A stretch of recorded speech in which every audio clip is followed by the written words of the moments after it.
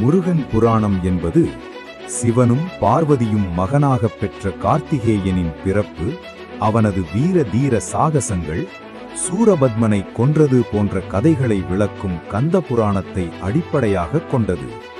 இது தமிழ் மக்களின் முக்கிய கடவுளாகவும் தமிழ் மொழிக்கும் அடையாளமாகவும் கருதப்படுகிறார்.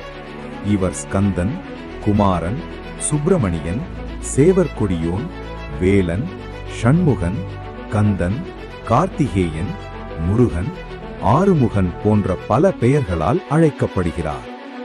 முருகனின் பிறப்பு சிவபெருமானின் 6 திருமுகங்களிலிருந்து தோன்றிய 6 தீப்பொறிகள் 6 கார்த்திகை பெண்களால் வளர்க்கப்பட்டு பின்னர் பார்வதி தேவியால் ஒன்றாக இணைக்கப்பட்டு ஆறுமுகனாக அவதரித்தார். மகாபாரதத்தை விட 7 மடங்கு பெரிய ஒரு பொக்கிஷம் உங்கள் கையில் இருந்தால் என்ன செய்வீர்கள்? இது வெறும் நூல் அல்ல, இது 81,000 ஸ்லோகங்களால் கட்டப்பட்ட ஒரு பிரபஞ்ச கோட்டை. ஸ்கந்த புராணம். பெரும்பாலானவர்கள் இதன் ஒரு பக்கத்தை கூட தொட்டதில்லை. ஆனால் இன்று இந்த 10 நிமிடங்களில் இதன் ஒட்டுமொத்த சாரத்தையும் உங்கள் மூளைக்குள் ஏற்றப் போகிறேன். இது வெறும் கடவுள் கதை அல்ல, இது ஒரு ஆன்மீக வரைபடம். இதன் கட்டமைப்பு என்பது வெறும் எழுத்துக்களால் ஆனது அல்ல, மாறாக ஒழுக்கம் மற்றும் ஆற்றலின் இயற்பியலால் ஆனது. ஆரம்பமே ஒரு மர்மமான கேள்வியுடன் துவங்குகிறது. இந்த இக்கட்டான யுகத்தில் மனிதன் எப்படி விடுபடுவது? பதில் சூத மகாமுனிவரிடமிருந்து வெளிப்படுகிறது. தாரகாசுரன் என்ற அரக்கன் சிவனின் மகனால் மட்டுமே தனக்கு அழிவு நேரிட வேண்டும் என்ற வரத்தை பெறுகிறான். சிவன் தியானத்தில் இருக்கிறார். உலகம் இருளில் மூழ்குகிறது. இங்கேதான் முதல் பாடம் தொடங்குகிறது.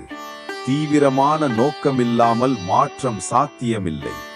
பார்வதி தேவியின் தவம் ஒரு சாதாரண தியானம் அல்ல, அது ஒரு காலடியில் நின்று காற்றை மட்டும் சுவாசித்து ஆயிரக்கணக்கான ஆண்டுகள் செய்யப்பட்ட ஒரு பிடிவாதமான போர்.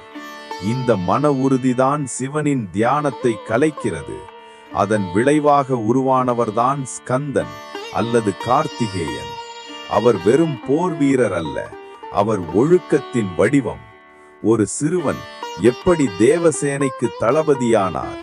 அது அவரது கூர்மையான அறிவு மற்றும் தளராத கவனத்தால் சாத்தியமானது. தாரகாசுரனுடன் நடந்த போர் என்பது வெளி உலகில் நடந்த போர் அல்ல, அது நமது ஈகோவுக்கும் நம் ஒழுக்கத்திற்கும் இடையிலான போர்.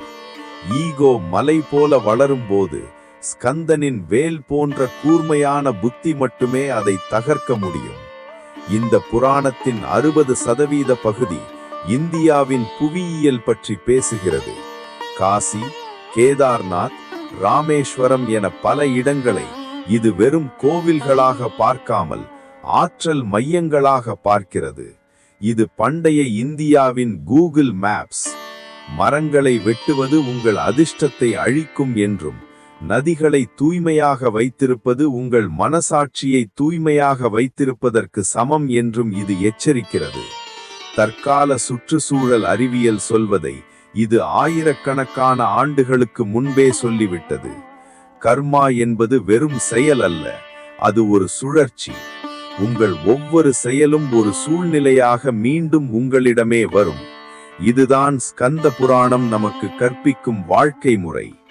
இறுதியில் ஒரு ஏழை மனிதன் காசியில் சிவனை துதித்த கதையின் மூலம் பக்தி என்பது வசதி படைத்தவர்களுக்கு அல்ல, அது தூய்மையான இதயம் கொண்டவர்களுக்கு மட்டுமே என்று உணர்த்துகிறது.